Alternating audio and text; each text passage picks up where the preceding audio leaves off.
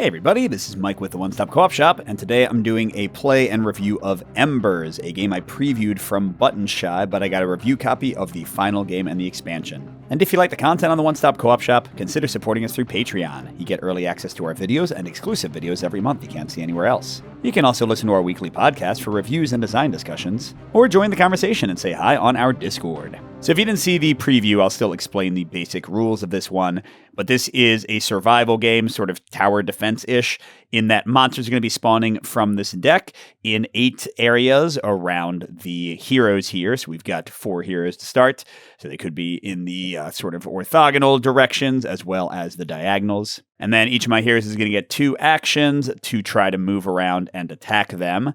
And if they survive, they'll defeat some of the heroes, and they'll also burn some cards off the top of the deck. If I ever run out of cards in the deck, then I lose.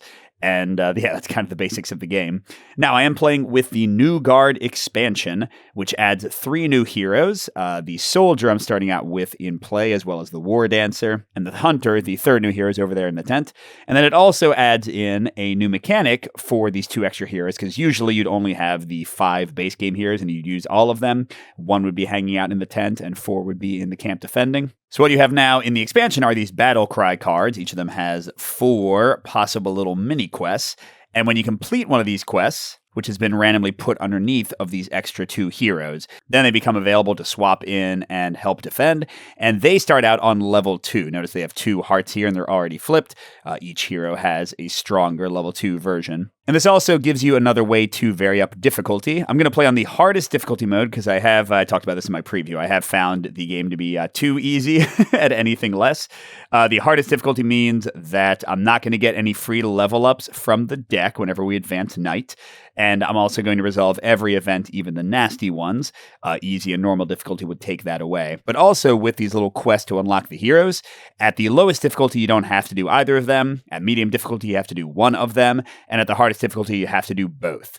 So I have to forage 3 cards to unlock the Scout. And I have to, in a single round, have 2 heroes each defeat 2 minions, which is definitely the harder one. But I'm also starting with my leader in the tent.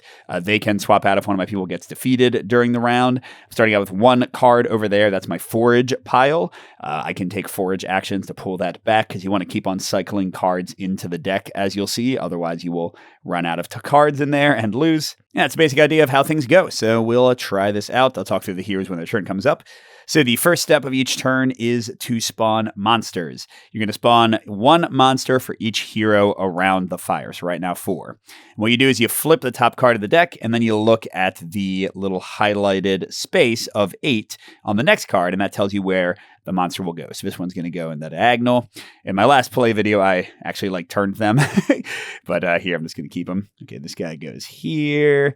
And this guy goes here. We're getting a lot of diagonals, aren't we? Let me zoom out a bit more. There we go, because there aren't really many words you have to read. And then the last guy goes here. Now, importantly, whenever somebody would spawn onto a spot that has a hero, that's when they're going to use these little walking icons. This guy has 2. And each of those gives them 1 movement clockwise until they either run out of movement or are not next to a hero. Because if they're next to a hero, it's easier for you to kill them.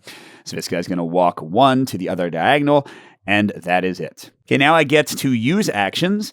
Each hero gets to use 2 actions. And you have to finish one hero's actions before you can go on to the next one. And at level 1, they all have the exact same actions at the exact same costs. They can attack a monster that's in their area for 1 action. That's the little diamond.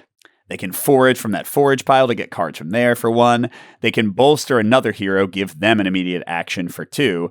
Or they can level up themselves for 2 if they have nothing else to do. And then finally, they can maneuver for 1.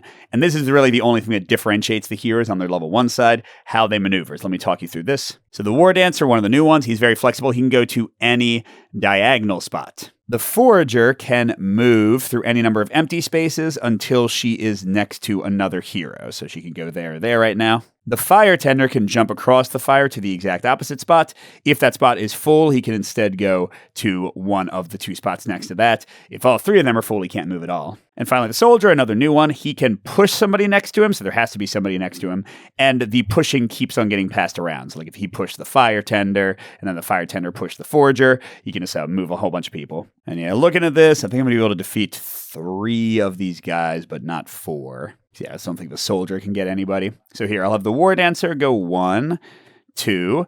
That'll defeat this one. And whenever you defeat people, they just go to your hand temporarily. You'll put them on the bottom of this fire pile at the end of the turn. So that was a War Dancer. Oh, wait, hold on. Before I do that, Fire Tender is going to jump. So he can go to here. If the War Dancer wasn't there, he wouldn't go anywhere useful. Then he'll attack this guy for his second action. Oh, geez, I'm doing this all in the wrong order. Hold on. Let me let me do this right. Okay, so Forager is going to slide and get stopped by the Fire Tender. Defeat that person for a second action. Then Fire Tender is going to jump over here. Defeat that person for a second action. War Dancer is going to go to a diagonal. Defeat this person for their second action. And Soldier can't defeat anybody, so he'll go ahead. He could forage one, but then what would he do for his second action? So he will level up. His big thing when he levels up, each character has a unique bonus, is that he has 3 life, which means he's not going to be defeated in a second, so that's nice at least. Okay, at the end of the action phase, you shuffle all the cards you defeated or foraged and put them on the bottom of the deck. And what's important about this is that this night card, that's kind of your timer for winning the game, starts at the bottom of the deck. And whenever you get to it, it's going to flip to the next number and then go back to the bottom of the deck. So if you have more cards there, you're going to give yourself more time to survive. Very important. Okay, now we resolve monster attacks. You already know about the movement icons, but now the fire icon means they're going to take that many cards from the top of the fire pile and put them on that forage pile. And the claws mean they're going to try to defeat a hero. And if there were multiple monsters on the same spot, they would combine their icons together, especially for the attacking, because how that works is you find the closest hero. So the soldier is 1 away from him. The fire tender is 2. You get to decide in a tie. And if the total of claws equals or exceeds the total of hearts, that person is defeated. So here it's 1 claw versus 3, no dice, he's fine. But the 1 fire damage does still go through and goes underneath the forage pile. And then finally, to end a round, you have the reinforce phase, which would let me, if I had lost anybody, so if I had fewer than 4 heroes out, sub in somebody who hadn't been hurt that round. So like the leader could pop in now. But that doesn't matter. Oh, and sorry, I think I forgot to say, the topmost card after you've spawned all the enemies will be an event that will be in effect for the round. This one was no more than 1 card may be foraged. I didn't forage at all, so that doesn't matter much. Honestly, I kind of want to let the forage pile build up so that I can then maybe forage 3 in a row to get the scout unlocked. All right, so this guy hangs out, so it's going to make things worse. I have more cards in the forge, so I am closer to defeat. But let's summon our 4. So 1. Oh, wait, hold on. They're on the War Dancer, so they'll go 2, 3. Okay, then this guy's also going there, so you can have a bunch of people kind of pile up. Okay, and 3rd is here again, but he only has 1 movement, so he's going to stop on the soldier. That's probably helpful. And then finally, this guy goes on the forager, but wants to move 1 down to there. And the event, monsters with exactly 1 movement icon require 2 shields to defeat, which is that guy. That's annoying. And is one of those 3. All right, so we can still defeat most of these people. I'm going to have the Forager move next to the War Dancer, defeat that guy for her second action. Then I'm going to have the War Dancer come over here, and, oh man, the guy that has only 1 foot is also the worst. He has 2 fire. Well, so be it. I'm going to defeat this guy, though, so that's both of his actions. The Soldier will do 2 actions, unfortunately, to defeat the guy with 1 claw. And the Fire Tender will bolster the War Dancer, spend both their actions to give him 1 more to defeat the other non-single claw person. So we did defeat 4. We left 1, although the War Dancer is about to get defeated, but that's just how it goes sometimes, and that event won't be there anymore, so that will be good at least. Oh, and I'm not paying attention, but I've not defeated 2 monsters each for 2 heroes. Everyone defeated 1 except the War Dancer. Okay, now the attack happens. This guy gets rid of 2 fires. That is more stuff in the forage pile than I want. And he also defeats the War Dancer, 1 claw versus 1 heart. So he goes back to the tent, like nothing really bad happens, except I can't bring him back in this round in the reinforcement. So if like multiple people get hurt, you might actually have fewer heroes left. But the leader can pop in. The only place she can't go is where there already is a monster. I think I'll put her here to be ready to slide in and attack this guy if we need to. Oh, and I didn't even see. We have gotten to this, so we just flip it to the 3 and put it back underneath. And here we go. So we are spawning up here, and another guy down here, wonderful, and guy over here, and a 3rd person over here. And it says, no heroes may promote, but other effects may still flip them. All right, that's not going to bother us too much, I think. All right, now how am I going to do this? The Fire Tender can jump across here to defeat that guy. I don't see any way for any of us to get to him. Actually, I guess if a soldier pushed the fire tender and the forager, then the forager could attack him, and then he could, like, forage for a second action, which would give us a chance to unlock the scout. All right, this is probably kind of dumb, but let's try it. So fire tender's going to jump over there, defeat that guy for 1. Then the soldier is going to move, which pushes all of them, and he's going to forage for 1, just from the top of the pile. The forager's going to attack for 1 and forage for 1. So that's only 2 forages, so I could move the leader and attack, but actually, I'll just have her forage twice. So I have completed the mission, because remember at the difficulty level I'm playing, I got to do all of them. So the scout who is leveled up is now an option to bring in. And a whole bunch of cards go to the bottom, but there's also a billion enemies still left.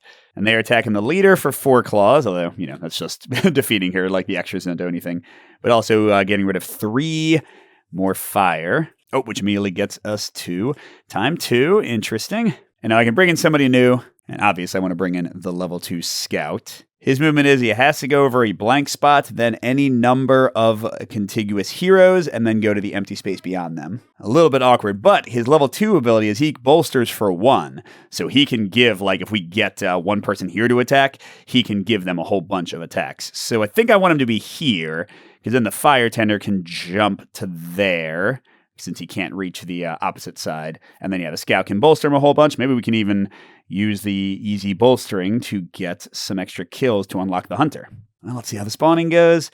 1 up there, and 1 here on the scout, but moves to also be up there with his 1 movement. And 1 here, moves 1, 2 to be down there. And last one is here. No more than 2 heroes may maneuver this turn. Well, that's not great. So only 2 of my people can actually attack. Although the bolstering might help, and I should be able to get the hunter. Because if I can get 1 person in attack range, like here, another one in attack range here, then yeah. So the forager can get to there, and the fire tenant can get to there. I think that's what I'm going to do. Yeah, so forager 1, 2, and then the fire tender 1, who sucks the most? This guy that does 2 fire damage. Okay, and then scout will bolster forager for an extra attack, and bolster fire tender for an extra attack. I'm getting... Actually, no, the fire... And yeah, I guess I'd rather not have more fire damage. And that does unlock the hunter, so I've completed that quest. And the soldier has 2 actions. Can't attack. I guess he'll just bolster. Not bolster, forage twice. So we got a ton of cards back. That part's good. And we did unlock the hunter, but there's still 3 dudes out. All right, so they're going to attack the fire tender. Definitely defeat him. And this one has to attack the soldier with only 2 claws, so he's fine, but also does do 1 fire damage. Oh, which uncovers. We are on time 1, but I'm very happy we got so many cards underneath there. And yeah, definitely going to bring in the hunter. Hunter has a weird movement. She swapped with somebody else around the circle, but her level 2 ability is friggin' great. She can attack people just like the shield opposite her in addition to in her spot. So if I go here, she can go pling pling. Yeah, it seems like the best place to put her, right? Yeah, I think that might also get me the win. All right, that guy's popping up there. That guy's also popping up there. This guy's going there, and then 1 move. Oh, hunter. Now you got too many people to kill. And last one is joining him here. And no heroes may promote. That's fine. That event is not going to mess me up too much. Yeah, soldier is just... I'm not making his movement work for me here, am I? And scout can't move at all. Forager can't move at all. Yes, I'm not sure of a good way to do this right now. All right, what if I try to get the soldier in a better place? Let's have hunter go first, and she'll shoot the fire guy across from her. And then she'll swap with the soldier. I know it's wasting a lot of her attack opportunity, but I think that's going to be good. Then the soldier can attack and then push, which will get the scout into a double kill opportunity, even though he's a better bolsterer. Yeah, then the scout will double attack them. And forager... That's right, I can't promote, so I guess she'll just forage twice. Those are the last cards in the forage pile, so I feel like we should be 100% safe to win here. All right, so this guy attacks for 1. I can choose which one it goes to, and it's not hurting either of them. These guys, though, get rid of 3 time. So this is... oh, this is weird. I mean, it's lucky for me, because now I just have to survive until the end of this round, Whereas I think if there had been another round, things would be a lot tougher, which is kind of weird. But that's how the game goes sometimes. This guy's also attacking for 1, but Hunter and Soldier, yeah, I mean, everyone is leveled up and can't really be hurt. I mean, if I had to survive another round, 1, 2, 3, 4, I guess I would have been fine. I still have a lot of cards left. Yeah, so that was Embers with the new guard. I had some mixed thoughts on Embers in my original preview. Let me talk through kind of how I feel about it now. So I continue to really love the core kind of action system of this and the little puzzle of moving your people around and how differently each of the heroes moves. And the new guard definitely improves that. 3 more heroes with new powers and new movement is really cool. I continue also, though, to not love that sometimes it is hard to get your level 2 heroes active because that's when they really become unique apart from their movement. So without that, they aren't quite as fun and cool. But I do want to give the new guard credit in that the 2 heroes that you can unlock with the little quests are leveled up. So I think new guard helps with hero variety and also helps with the lack of leveling that I had some concerns about. But yeah, the actual core combat is fun. I would compare it to the other button shy game, The Last Lighthouse, that I covered pretty recently, in that both are kind of like tower defense games in this button shy 18 card formula. Last Lighthouse definitely has more powers going on with the effects on both your traps and on the enemies. So this is kind of a lighter, simpler version of that, although Last Lighthouse is pretty straightforward too. But yeah, the core concept of the game of going through the deck, fighting off the enemies, that's fun. My concerns from the preview completely stand. They didn't change anything as far as I can tell from the preview. If you get the worst events, like no more than 2 heroes may maneuver, or, the one that made me have to spend 2 shields to attack monsters. If you get a lot of those, monsters are going to tend to stick around. The game's going to tend to spiral out of control, and you're going to lose. If you don't get a lot of those, then the game usually is pretty straightforward to win. I mean, even here where I was playing on the most difficult gameplay setting, I still win that, I would say, more than 50% of the time, but it really depends because it's pretty swingy how it goes. Sometimes things ramp up out of my control, and sometimes they don't. At any level besides hard, I basically win every time. And the new guard doesn't really fix that because, yes, you have to complete these missions, and they also have like hard ones of each of those missions. But if you always use the hard ones, it's going to drastically decrease the variety because there's only 3 of them. There's 1 exclamation point hard quest for each of these 3 cards. But yes, you have to complete the new missions if you play on the hardest mode, but it also unlocks level 2 heroes for you. And again, I like that because you get to use more level 2 hero powers, but I'm not sure it fixes balance stuff. So yeah, I think this game still needs, I'm not sure what the house rule is. I mean, the problem is, and I said this in my preview, I still think it's the case, that anything you do could just kind of snowball out of control too easily. Like if I did something like you only had 3 heroes around, but still spawned 4 every turn, or you had 4 heroes but spawned 5, I think that would already be enough that it would kick the game out of whack. I said in my original video, and I still wish it was the case, I wish that they had made the events be like the main, more consistent difficulty modifier. Like it doesn't work that some events are terrible and some aren't because it's totally the luck of the draw if you actually get those events or not as your one that's left on top of the deck. What I would have done if it was me, even though it would have used up some of the real estate on this knight's fire artwork, is had 2 events on each card, an easier and a harder version. And boom, I think that would have made the consistency of the difficulty way better, but without like a full reprint, that's not going to happen. So yeah, this is still, like in my original preview, not a full recommend. I very much enjoy the core gameplay. I've been playing it in bed and just trying things out. I do think the new guard adds in some fun stuff with a little quest to complete and with the new characters and with more level 2 characters.